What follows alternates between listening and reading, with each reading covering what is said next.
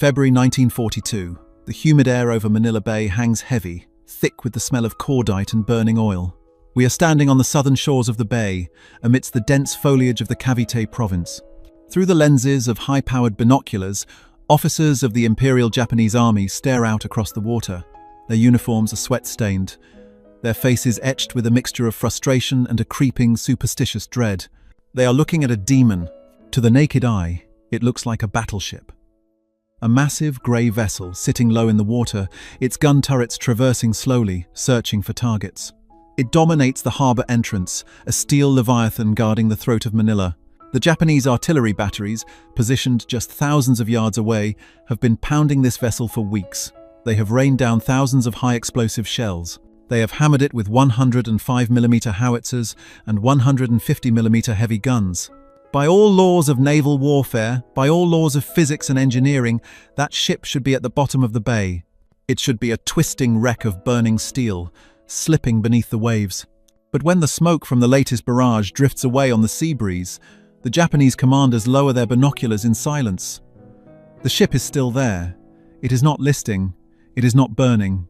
It is not sinking. It sits perfectly still, defiant, seemingly mocking the thousands of men trying to kill it. And then, a flash of light erupts from its forward turret. Seconds later, the ground shakes as 14-inch naval shells meant to tear through the armor of heavy cruisers, slam into the Japanese positions, obliterating artillery pieces and turning jungle into a moonscape. This is the impossible event. The Japanese war machine, which has swept across the Pacific with terrifying speed, crushing the colonial powers of the West, has hit a wall that looks like a ship. The reports going back to headquarters are filled with confusion. Pilots flying Zeros and bombers report direct hits. They see the explosions bloom on the deck. They see the superstructure engulfed in fire. They report the target destroyed. Yet, the next morning the target is firing again. This is the story of an object that defied the logic of war. A weapon that blurred the line between naval engineering and static fortification. To the men looking through those binoculars, it was a ghost ship that refused to die. If you enjoy uncovering the hidden histories of engineering and warfare, make sure you are subscribed to Cold War Impact. We explore the machinery and the mysteries that defined the global conflicts of the 20th century. The stakes for the Japanese Empire could not be higher. This is 1942. The fall of the Philippines is imminent. General Douglas MacArthur has retreated to the Bataan Peninsula. The American and Filipino forces are starving, running out of ammunition, and fighting a desperate delaying action. But the Japanese cannot claim victory until they control Manila Bay. The bay is the prize. It is one of the finest natural harbors in Asia. Without it, their supply lines are strangled. Without it, the conquest of the Philippines is hollow. And standing right in the center of the bay's entrance, blocking the South Channel, is this grey monster. It prevents Japanese warships from entering. It prevents supply ships from docking safely. Its massive guns can reach inland, devastating troop concentrations and supply depots. It is a cork in the bottle of the Japanese conquest. General Masaharu Homma, the commander of the Japanese 14th Army, is under immense pressure from Tokyo. The timeline for the conquest is slipping. The resistance is fiercer than anticipated. And this unsinkable battleship is becoming a humiliation. It is a symbol of American stubbornness that simply will not break. The confusion among the Japanese rank and file begins to morph into a legend. They call it the concrete battleship. Intelligence officers scrutinize grainy reconnaissance photographs. They measure the beam, the length, the turret placement. It resembles a Pennsylvania-class battleship, perhaps? Or something newer? But why does it not move? Is it grounded? If it is grounded, why does the hull not buckle under the bombardment? Japanese artillery crews, veterans of the campaigns in China, are baffled. They know what high explosives do to steel and concrete. They have seen fortresses crumble. They have seen ships cracked open like eggs. But they watch their shells hit the side of this vessel and simply bounce off. Or worse, they explode against the hull, leaving nothing but a smudge of soot. A report from a Japanese artillery observation post in early February captures the mood perfectly. The officer writes of a dense fog of invulnerability surrounding the target. He describes watching a direct hit from a 150mm siege gun, a weapon designed to shatter concrete bunkers. The shell impacts the forward deck. A massive plume of smoke rises. The Japanese crews cheer, believing they have finally penetrated the magazine. But as the smoke clears, the forward turret of the American vessel rotates calmly, elevates its barrels, and fires a counter-battery salvo that wipes out the observation post. It is a psychological terror. In modern warfare, if you can see a target, and you can hit a target, you can kill a target. That is the fundamental rule. This object breaks that rule. It absorbs punishment that would sink a fleet. It creates a zone of denial that the Imperial Japanese Navy cannot penetrate. Destroyers and cruisers dare not approach, for the 14-inch guns of this stationary Titan outrange and outgun almost anything the Japanese can bring into the narrow straits. The mystery deepens when night falls. Japanese infiltrators try to get close in small boats, hoping to board the vessel or plant mines. They are met with withering machine gun fire from invisible ports in the hull. The ship seems to have eyes everywhere. It is a fortress that breathes, a machine that never sleeps. By late February, the situation is critical. The unsinkable ship is not just a tactical nuisance, it is a strategic roadblock. It is buying time for the defenders on Corregidor and Bataan. It is keeping the hope of American resistance alive. Tokyo demands answers. They demand to know the technical specifications of this American superweapon. Is it a new alloy? Is it a new type of armor plating? The Japanese commanders begin to suspect that the Americans have developed a technology that fundamentally alters the balance of power. If the United States can build ships that cannot be sunk by heavy artillery, the entire naval strategy of the empire is in jeopardy. The fear is not just about Manila Bay, it is about the future of the war. If this is the standard of American engineering, how can the empire hope to compete in the long run? But the truth is far stranger than a new alloy or a secret shield generator. The Japanese are firing at an illusion, a deadly 14,000-ton illusion. They are fighting a ghost of the past, modernized for a war of the future. And as the shells continue to bounce off its grey hide, the men inside the ship are preparing for a siege that will go down in history as one of the most stubborn displays of defiance ever recorded. The Japanese escalate their attacks. They bring in heavier guns. They coordinate massive aerial bombardments. The sky over Manila Bay turns black with flak and smoke. And through it all, the battleship sits there, unmoving, unsinkable, waiting.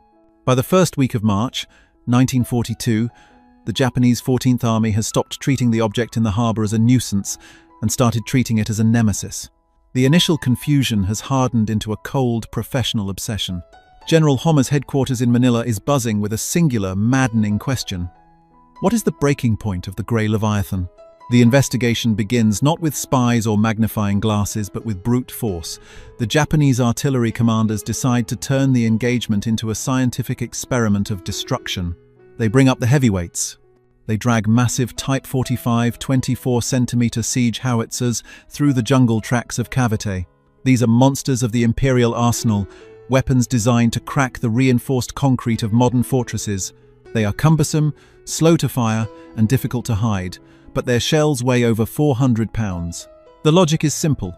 If the 14-inch naval shells of the Battleship are preventing the fleet from entering, the army must sink the ship from the shore. They set up observation posts on the peaks of the Pico de Loro hills, giving them a panoramic view of the target. They break out their range tables, calculate the wind drift, the humidity, and the rotation of the Earth. The bombardment that follows is methodical and terrifying. It is not a chaotic exchange of fire, it is a demolition job. The Japanese gunners fire salvo after salvo. They time their shots to impact simultaneously, hoping to overwhelm the structural integrity of the vessel. Through the high-powered optics of the spotters, the scene is apocalyptic. The ship disappears behind a curtain of water geysers and debris. They see chunks of grey material flying into the air. They see direct hits on the gun turrets that glow white-hot from the kinetic energy of the impact. After 3 hours of continuous pounding, the firing ceases. The smoke drifts lazily across the water.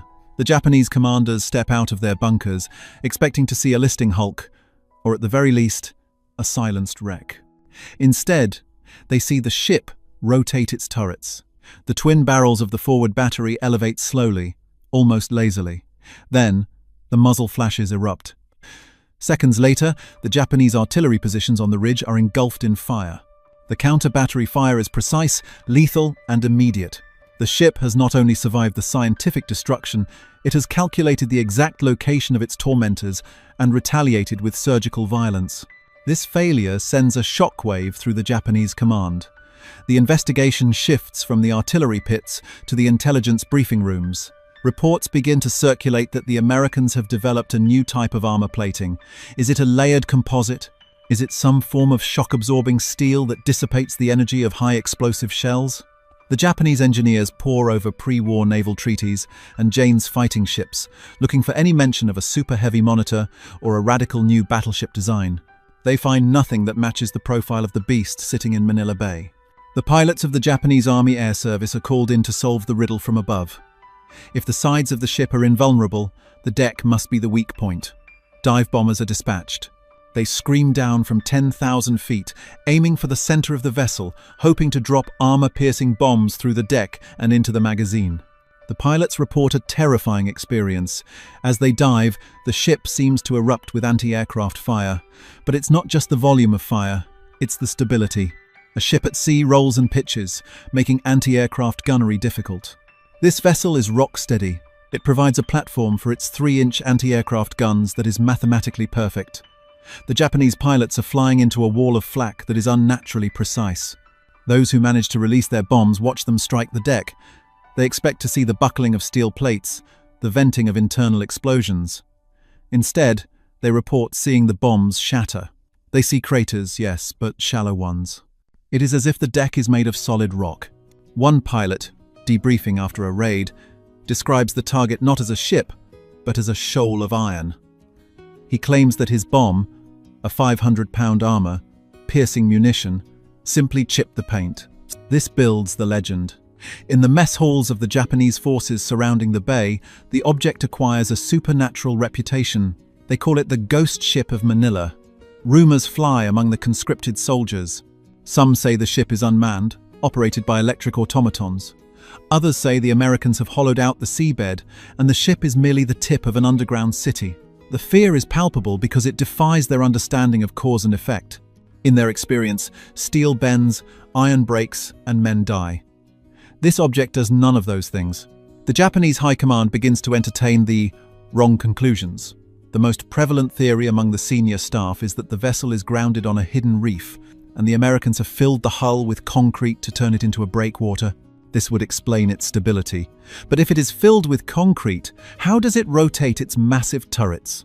The mechanism required to turn 14-inch guns weighs hundreds of tons. If the ship is a concrete block, the machinery should be seized. Another theory suggests that the Americans are resupplying the ship via a secret underwater tunnel from Corregidor Island. This paranoia leads the Japanese Navy to spend weeks dragging the harbor floor with chains and nets, looking for cables or tunnels that do not exist. They waste fuel, they waste time, and they expose their small craft to the sniper-like accuracy of the ship's secondary batteries. The psychological toll is immense. The Japanese act of saving face is critical to their martial culture. To be held at bay by a single stationary object is a deep embarrassment. The commander of the heavy artillery units, frustrated by the lack of results, orders a night attack. He believes the ship relies on visual spotting. Under the cover of darkness, he plans to move his guns closer, to point-blank range, and hammer the hull at the waterline. The operation is a disaster. As the Japanese crews attempt to move their guns into position under the moonlight, the ship opens fire with searchlights. Blinding beams of white light cut through the darkness, pinning the Japanese soldiers against the jungle backdrop. The lights are followed instantly by canister shot and machine gun fire. The ship has night vision, or rather, it has a pre-plotted firing solution for every inch of the shoreline. It knows the terrain better than the men walking on it. By April, the investigation has yielded only dead ends and casualties. The Japanese have fired over 3,000 rounds of heavy artillery at the target. They have dropped hundreds of tons of aerial bombs. They have lost aircraft and artillery pieces. And the ship remains. A final desperate theory emerges from the Japanese naval intelligence. They suspect the vessel is not a ship at all, but a disguised natural formation, a rock carved to look like a battleship to draw fire. But this theory collapses the moment the 14-inch guns speak again, sinking a Japanese transport trying to sneak past the blockade. Rocks do not shoot back. The Japanese are fighting a ghost that hits like a heavyweight boxer. They are expending their precious ammunition reserves on a riddle they cannot solve. They are staring at the ultimate expression of American stubbornness, but they are looking at it through the wrong lens. They are looking for a keel, for a rudder, for a weak point in the armor belt. They do not realize that the rules of naval engagement do not apply here. They are trying to sink something that was never floating to begin with. While the Japanese 14th Army hunted ghosts in the tropical heat of 1942, the truth of the unsinkable ship lay buried in a stack of blueprints stamped with the seal of the United States Army Corps of Engineers, dating back nearly 3 decades. The Japanese were not fighting a miracle of modern 1940s naval technology. They were breaking their teeth on a relic of the Teddy Roosevelt era. They were fighting a geographical feature that had been surgically altered by American industrial might. The secret project was never a ship. It was an island. Its original name was El Frial. For centuries, it was nothing more than a jagged, craggy rock sticking out of the mouth of Manila Bay, a hazard to navigation and a home for seabirds. But in 1909, American strategic planners looked at that rock and saw something else. They saw the perfect, unsinkable gun platform. The United States did not just want to fortify the harbor, they wanted to dominate it. They wanted to place a sentinel in the channel that could duel with any dreadnought on Earth and win. And so, in a display of engineering audacity that defined the early 20th century American spirit, they decided to erase the island and replace it with a man-made monster. The project took 11 years to complete. From 1909 to 1914, the Army Corps of Engineers descended on El Fraile. They did not build on the island. They shaved the island down. They leveled the rock to the waterline, turning a natural formation into a flat foundation. Then, they began to pour concrete. They poured millions of tons of it. They built a massive reinforced concrete structure shaped roughly like a battleship, pointed at the bow, squared off at the stern. This was not an aesthetic choice to confuse the enemy. It was a structural necessity to deflect the waves of the South China Sea. The walls of this fortress were not thin steel plates. They were solid, reinforced concrete, ranging from 25 to 36 feet thick. The deck that the Japanese pilots were bouncing their 500-pound bombs off of was not a layer of armor. It was 20 feet of solid steel, reinforced concrete. This was Fort Drum. The Japanese theory that the ship was filled with concrete was ironically close to the truth, but they missed the scale. The ship was the concrete.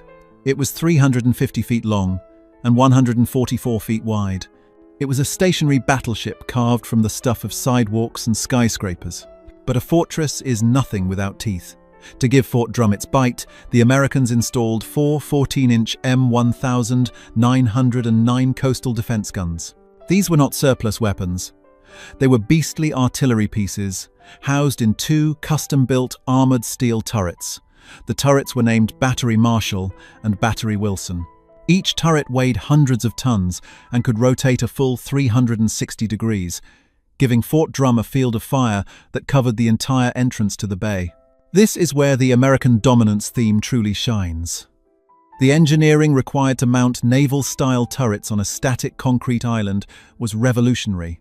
The recoil of a 14-inch gun is enough to crack foundations. To handle this, the engineers built a complex system of recoil dampeners and anchored the turret mechanisms deep into the bedrock of the ocean floor. When Fort Drum fired, the entire island shuddered, but it did not break. The Japanese confusion about the impossible anti-aircraft fire also had a simple, distinctively American explanation. Because the ship didn't rock or sway with the waves, the fire control directors for the 3-inch anti-aircraft guns had a perfectly stable baseline. They didn't have to compensate for the roll of the sea. They were shooting from a concrete table. This allowed for a level of mathematical precision that no floating ship could ever match. Deep inside the bowels of this concrete beast lived a garrison of 240 men. They were the crew of the concrete battleship. They lived in a world of artificial light and recycled air, protected by walls so thick that the sound of the Japanese bombardment outside was often nothing more than a dull thud. They had their own power plant, their own water filtration system, a bakery, a mess hall, and plotting rooms. It was a self-contained American city, encased in stone, sitting right in the face of the Japanese Empire. The ingenuity of Fort Drum lay in its simplicity. Naval warfare is a game of buoyancy. You punch holes in a ship, water gets in, buoyancy is lost, and the ship sinks. Fort Drum removed buoyancy from the equation. It had zero buoyancy. It sat on the bottom of the ocean. You could punch 1,000 holes in it, and it would not sink 1 inch deeper.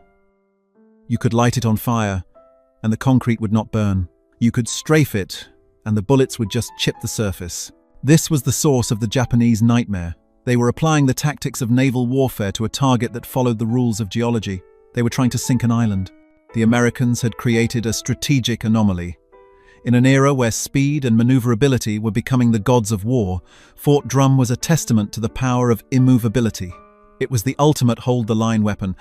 The men inside knew they were surrounded. They knew the rest of the Philippines was falling, but they also knew that as long as the generators hummed and the turret gears turned, they were invincible.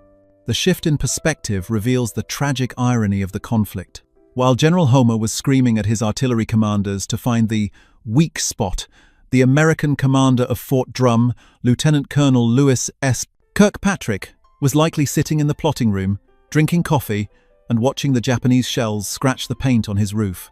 The Americans weren't using magic, they were using mass. But the brilliance of Fort Drum wasn't just in its construction, it was in its psychological impact. The designers had inadvertently created the ultimate decoy. Because it looked so much like a ship from a distance, the enemy couldn't help but treat it like one. The silhouette triggered a specific response anti-ship tactics, which were entirely useless against a bunker. By April 1942, Fort Drum was the last American stronghold in the harbor that was still fully operational. Bataan had fallen, the infamous Death March had begun, Corregidor was being pulverized, but Fort Drum was still firing. Every time the Japanese tried to move a ship, Battery Marshall or Battery Wilson would roar, sending a 14-inch shell tearing through the sky. The Japanese realized that to take Manila Bay, they couldn't just suppress this fort, they had to kill it. And since their guns couldn't kill it, and their planes couldn't kill it, they would have to get up close and personal. They would have to look the monster in the eye. The stage was set for a confrontation that would strip away the mystery and replace it with pure close-quarters horror. The Japanese were done guessing. They were preparing for the final assault. May 6, 1942. The guns of Corregidor fall silent. The Stars and Stripes, tattered and smoke-stained, is lowered from the flagpole on the island fortress. General Jonathan Wainwright has surrendered. The Philippines have fallen. The Battle of Manila Bay is over. But out in the water, the grey ghost is still there. Fort Drum has not fired a shot in hours, yet it remains the most intimidating presence in the harbour. It sits silent, a brooding monolith amidst the wreckage of war. For the Japanese commanders, this is the moment of truth. The mystery that has plagued them for months, the demon that swallowed their shells and spat back death, is now theirs. But there is no celebration. There is only a tense, cautious curiosity. They do not trust the silence. A small flotilla of Japanese landing craft detaches from the shore of Cavite. They move slowly. The soldiers crouch low behind the gunwales, rifles trained on the casemates of the concrete battleship. They expect a trick. They expect the turret to swing around one last time and vaporize them at point-blank range. But the turret remains still. As the boats draw closer, the sheer scale of the object becomes terrifyingly apparent. From the shore, it looked like a ship. Up close, it looks like a cliff face. The Japanese soldiers crane their necks, looking up at the vertical walls rising 40 feet out of the water. This is the confrontation, the moment the enemy finally touches the ghost. A Japanese officer, likely a captain from the infantry units that had spent weeks watching their artillery bounce off this beast, is the first to step onto the lower sallyport. He places a gloved hand on the wall. It is cool to the touch. It is rough. It is not the smooth steel of a naval vessel. It is concrete, gritty, scarred, massive concrete. He climbs the internal ladders, moving up towards the main deck. The air inside is heavy with the smell of diesel, sweat, and the distinct acrid odor of sabotaged machinery. He emerges onto the top deck, into the blinding tropical sun, and freezes. This is the shock moment. The Japanese intelligence reports were wrong. The pilot reports were wrong. The artillery spotters were wrong. The officer walks across the deck. He stops at a crater left by a 24-centimeter siege shell, the pride of the Japanese artillery. He looks down. The shell had exploded with tremendous force. It should have torn through 3 decks of a standard battleship. Here, it has created a divot, a shallow, jagged scar in the surface. The officer kneels and brushes the debris away. Beneath the dust, he sees the glint of steel reinforcement bars, thick as a man's arm, buried deep within the grey stone. He realizes that the armor is 20 feet thick. He realizes that they could have shelled this island for 10 years, and it would not have mattered. The realization is humiliating. The Imperial Japanese Army had engaged in a contest of wills with a geological feature. They had tried to intimidate a rock. The unsinkable Battleship was never a ship. It was a lie made of cement. The investigation moves inside, and the shock turns into a different kind of horror. The horror of industrial inferiority. As the Japanese troops sweep through the corridors, they find the living quarters. They find the mess hall. They find the medical bay. They are stunned by the luxury. Even after months of siege, the facility feels advanced. The ventilation system, though currently silent, is a marvel of engineering designed to keep the air breathable even during a gas attack or heavy bombardment.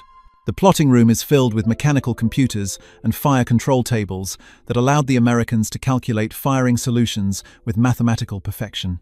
But then comes the futile response. The Japanese immediately realize the strategic value of Fort Drum. If they can man this fortress, they can close Manila Bay to the American counterattack that they know will eventually come. They can do to the Americans what the Americans did to them. They rush to the turrets. They enter the massive armored housing of Battery Wilson. They find a tragedy of metal. Lieutenant Colonel Kirkpatrick and his men did not surrender the fort intact.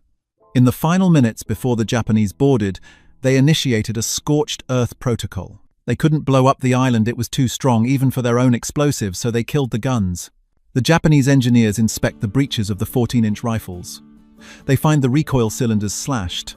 They find the operating gears smashed with sledgehammers. They find the intricate optical sights shattered. The breech blocks, precision machine components that took months to manufacture in the foundries of Pennsylvania, are welded shut or hopelessly damaged. The Japanese command orders immediate repairs. They bring in their best naval engineers. They bring in parts from their own battleships. But it is futile. The tolerances are different. The systems are incompatible. The American machinery is a unique breed of heavy industry that the Japanese cannot replicate in the field. They try to move the turrets manually. It takes dozens of men straining against makeshift pulleys just to traverse the guns a few degrees. Without the hydraulic and electrical systems, the concrete battleship is paralyzed. The Japanese are left with a hollow victory. They have captured the ultimate weapon, but they cannot pull the trigger. They occupy the fort, raising the rising sun flag over the concrete deck, but it is a gesture of vanity. The fort is dead. For the next 3 years, the Japanese garrison inside Fort Drum lives in a strange, ironic purgatory. They are safe from attack. No American bomb can hurt them, any more than a Japanese bomb could hurt the Americans, but they are also prisoners of the architecture. They are guarding a tomb. They try to install their own smaller guns on the deck. They bolt Type 92 heavy machine guns and smaller artillery pieces to the concrete. It looks pathetic compared to the massive 14-inch barrels looming above them. It is like taping a pistol to the side of a tank. The reveal is complete. The mystery is solved. The Ghost Ship was a masterpiece of American defensive engineering, a static dreadnought that exposed the limitations of the Japanese offensive machine. The Japanese realized that they hadn't won a tactical victory. They had simply waited until the Americans ran out of food and water. They hadn't defeated the technology. They had only defeated the biology of the men inside. But the story of Fort Drum has one final, grim twist waiting in the wings. The Japanese have spent 3 years inside the belly of the beast, feeling invincible behind those 30-foot walls.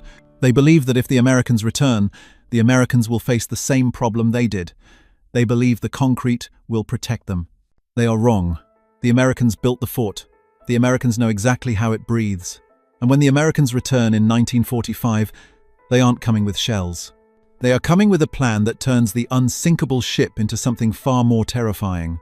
The Japanese are about to learn that the only thing worse than trying to break into Fort Drum is trying to get out of it. April 13th, 1945. The war has come full circle.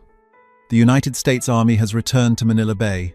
The rising sun flag has been torn down from the government buildings in Manila, and the heavy artillery of the Japanese 14th Army has been silenced, but Fort Drum remains. The concrete battleship is now the last significant pocket of Japanese resistance in the harbour.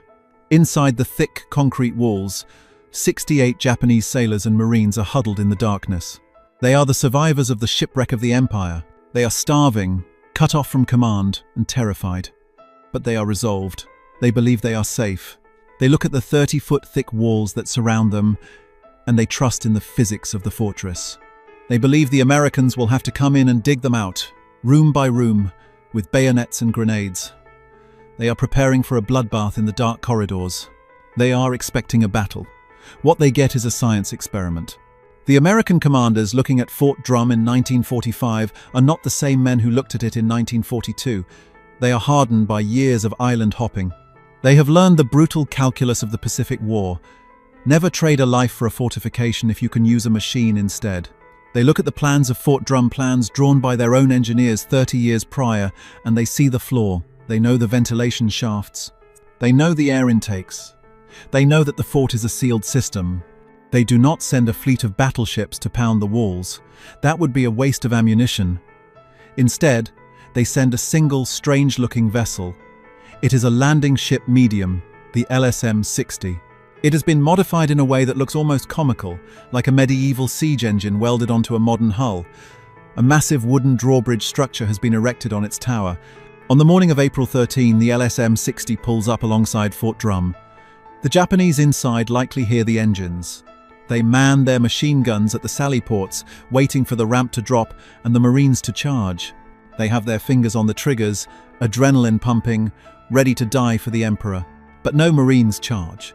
Instead, the wooden drawbridge lowers slowly until it rests on the upper deck of the fort, right over the ventilation grates. A group of American combat engineers runs across the bridge. They are not carrying rifles, they are carrying hoses. For the Japanese deep inside the bowels of the fort, the first sign that something is wrong is not the sound of gunfire, but the smell. A heavy, cloying scent begins to drift through the ventilation ducts. It smells like an industrial refinery. On the deck, the Americans are pumping a mixture of 2 parts diesel fuel and 1 part gasoline. It is a volatile, lethal cocktail. They pump 3,000 gallons of this mixture into the vents. The liquid cascades down the shafts, pouring into the engine rooms, the plotting rooms, the barracks. It coats the floors, it soaks the Japanese supplies. The fumes alone are enough to cause dizziness, but the Japanese garrison doesn't have time to react. They are standing in the middle of a bomb that is being built around them. Once the fuel is pumped, the engineers retreat. They set a timed fuse. They drop satchel charges with 600 pounds of TNT right into the soaked vents. Then, they run. The LSM-60 backs away hurriedly. The explosion that follows is one of the most singular events of the Pacific Theater. It is not a conventional detonation, it is a thermal event. The first blast blows a 1-ton steel hatch 300 feet straight into the air. It spins like a coin, a jagged piece of shrapnel the size of a car, silhouetted against the blue sky. Then, the concrete battleship exhales. A massive column of smoke and fire erupts from every vent, porthole, and crack in the structure. The island effectively turns into a blast furnace. The concussion is felt miles away. Inside, the temperature spikes instantly to thousands of degrees. The mixture of gasoline and diesel creates a thermobaric effect, sucking the oxygen out of the air to feed the fire. There is no battle. There is no resistance. The 68 men inside are not defeated in combat. They are erased. The fire burns so intensely that the Americans cannot approach the fort for 5 days. The concrete itself retains the heat, radiating like a dying star. When the Americans finally enter the ruins of Fort Drum on April 18, they step into a tomb. The devastation is absolute. The unsinkable ship is a blackened husk. The technological marvel of 1914 has been neutralized by the ruthless industrial efficiency of 1945. This leads us to the verdict, the killer statistic that defines the story. In 1942, the Japanese fired over 3,000 heavy artillery shells at Fort Drum and failed to silence it. In 1945, the Americans used 3,000 gallons of fuel and silenced it in 10 minutes. It is a terrifying display of the difference between brute force and engineering dominance. The Japanese tried to break the rock. The Americans simply changed the atmosphere inside it. The macro theme of this story is a perfect microcosm of the Cold War dynamic that would follow. The Japanese defeat at Fort Drum wasn't just a tactical failure, it was a failure of imagination and innovation. They looked at the fort and saw a target to be battered. They applied the old rules of war. The Americans looked at the fort and saw a system to be exploited.